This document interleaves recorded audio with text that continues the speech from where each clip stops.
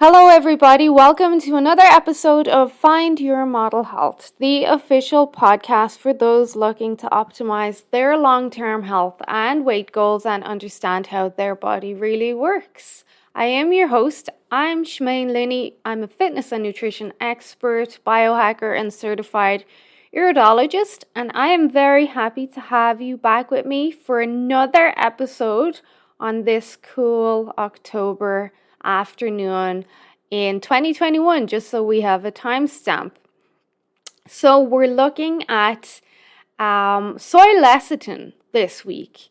And this question gets asked all the time because many of you will know that I'm a big advocate for avoiding polyunsaturated fats. So then when someone notices soy lecithin or sunflower lecithin on labels, it's usually a question I get, and I get it quite often.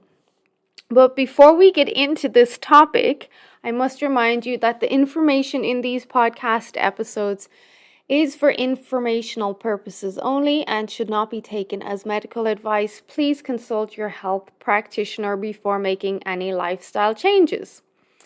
So what's the verdict on soy lecithin? Is it safe to eat? And what about sunflower lecithin? Well, first things first, everything that applies to soy lecithin also applies to sunflower lecithin. And basically soy, sunflower, and other lecithins, they're added to food to help create that smooth consistency and helps ensure that the mixture, whatever the mixture, chocolate, dressings, ice cream, all stays together in a nice, smooth, consistent way. So if you've ever made homemade vinaigrette dressings, you'll have noticed that the oil and the water, they separate a lot faster than the vinaigrettes that you would buy at the store. And that's because the manufacturers usually add emulsifiers. So Caesar dressing, for example, is cloudier and creamier than vinaigrettes because you add an emulsifier in the form of egg yolk. Now, emulsifiers like soy lecithin help salad dressing stay mixed up so it doesn't separate before you can pour it. Like I just mentioned, if you make it at home yourself, egg yolks are a great source of lecithin, but you'll also see that soybeans and sunflower seeds and sunflower lecithin are also used in some of these more conventional or manufactured dressings. So basically, lecithin's stabilizing property comes from its chemical makeup. So lecithin is a stabilizer and it's an emulsifier, and it helps whatever product you're making stick together.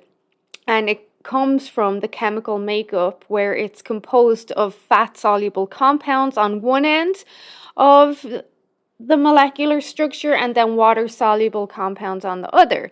So this dual nature means it sticks on the outer surface of oil droplets and helps to hold everything in place in water. So it holds the oils and the waters together.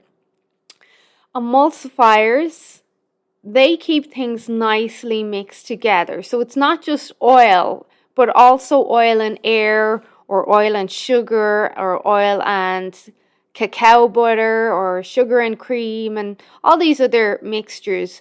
We need emulsifiers to keep them together. And they work by holding the suspension for a longer time than they otherwise would before separating again. This has obvious benefits to the way food looks, and in some instances even tastes. So food with emulsifiers generally looks smooth and creamy rather than separated or lumpy or even greasy.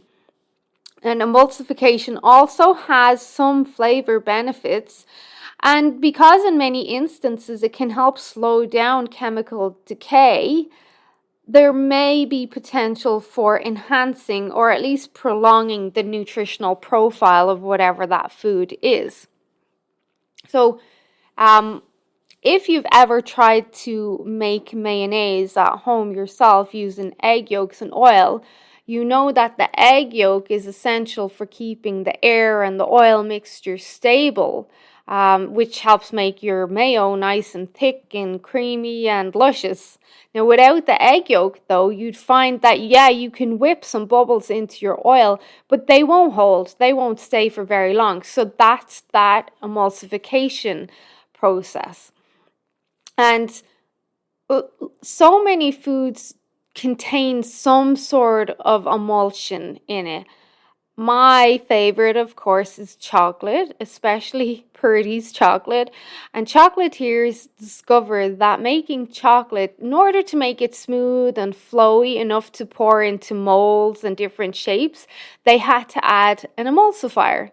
And most of them will use soy lecithin, especially chocolate. When you look at chocolate, you'll see soy lecithin is generally the most common lecithin or emulsifier that you'll see. And lecithin, that helps hold the sugar molecules in the cacao or cocoa butter. And I separate them because if you work with me or you follow me, you know that cacao is going to be our better option, but cocoa butter is generally what's used by manufacturers or whatever other fat. So the lecithin helps hold that sugar and the chocolate butter together. So with lecithin and chocolate, generally it's lower in chocolate.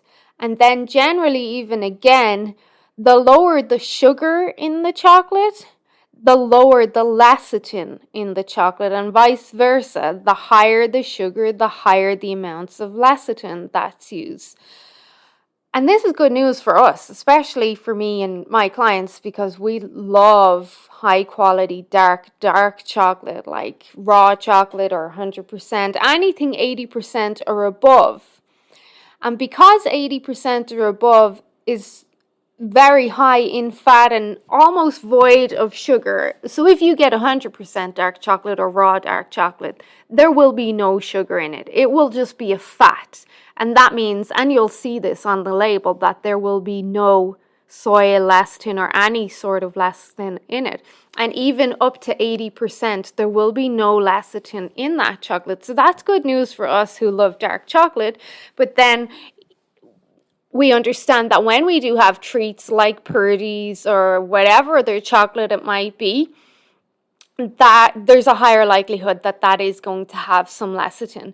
And the same goes for ice cream. The more sugar, the more lecithin. Ice cream's a little bit different though.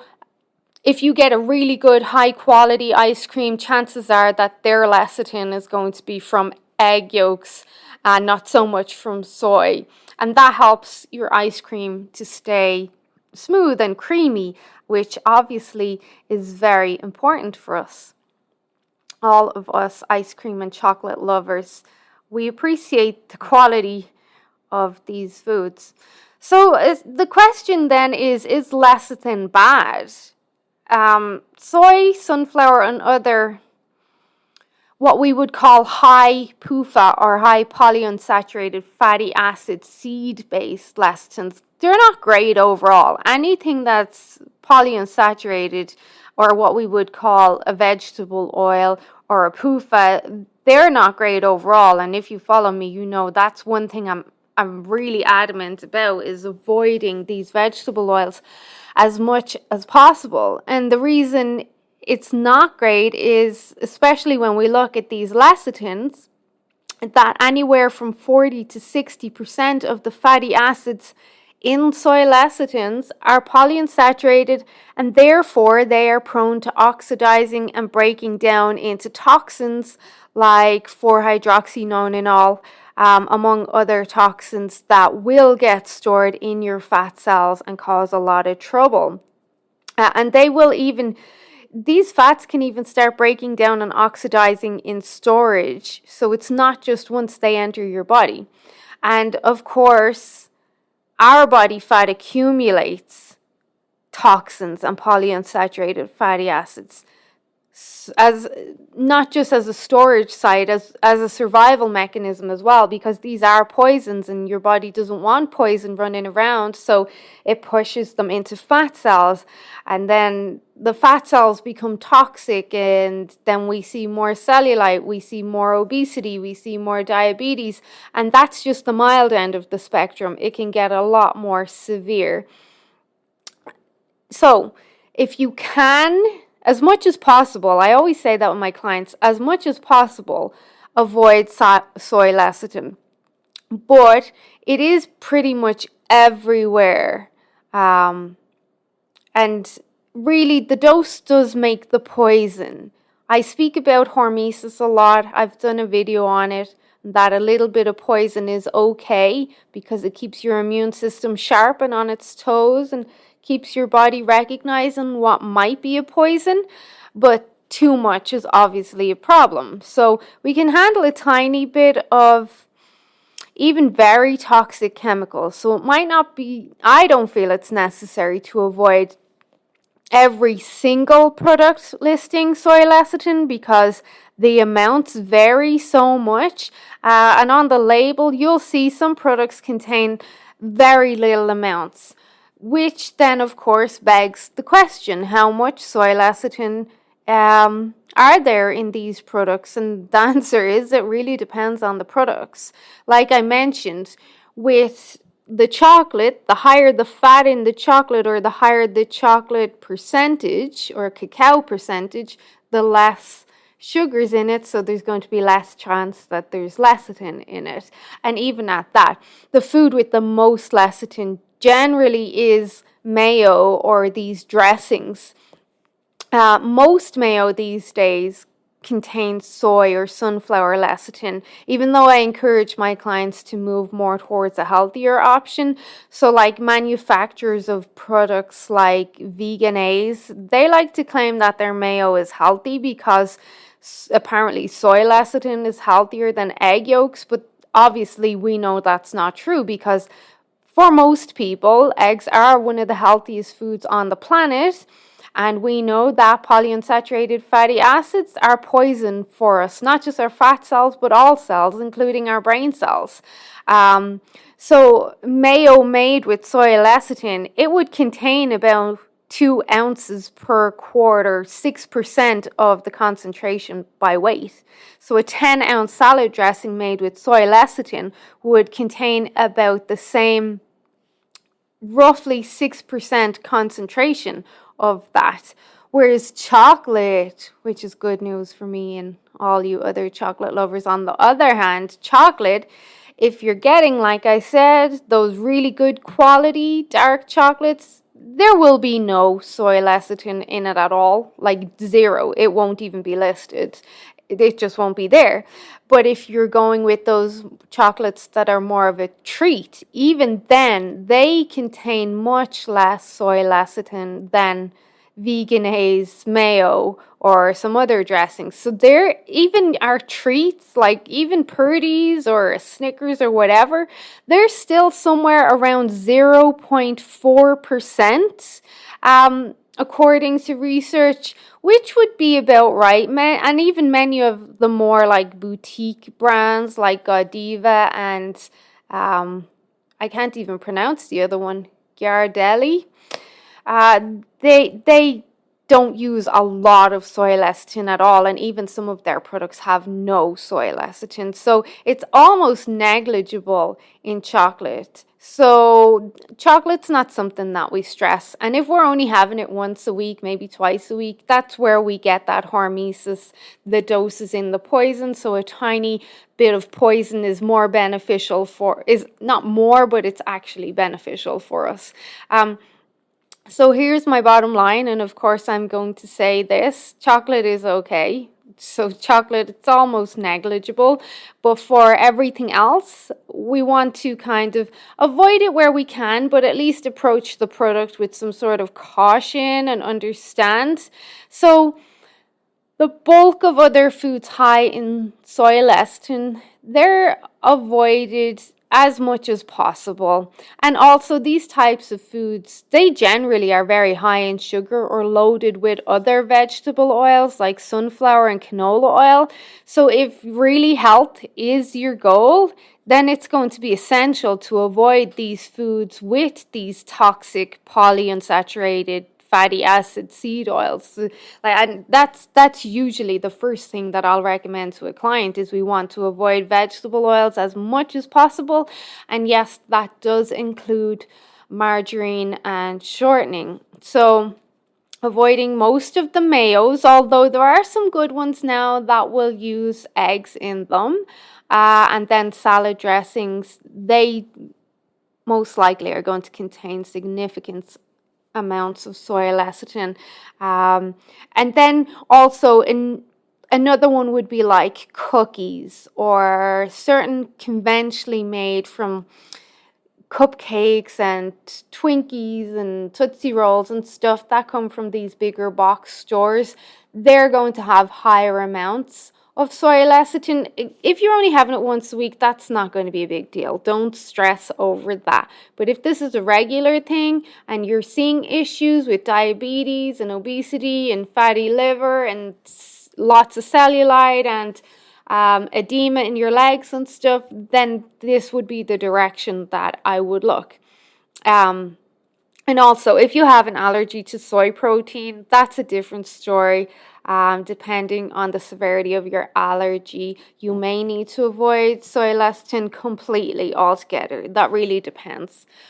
So that's it. This episode, short and straight to the point, but I'm hoping you'll all find it really helpful. If you've any questions, send them my way. As always, you can reach out to me on Facebook or Instagram or Rumble now. You're looking for Shemaine's Model Health, or you can reach out to me on my website, shemainesmodelhealth.com, and I'll always reply as soon as possible. As always, sharing is caring. If you know anyone that would benefit from this information, please do share with them. Okay, enjoy the rest of your week, and I will chat to you guys real soon. Bye-bye.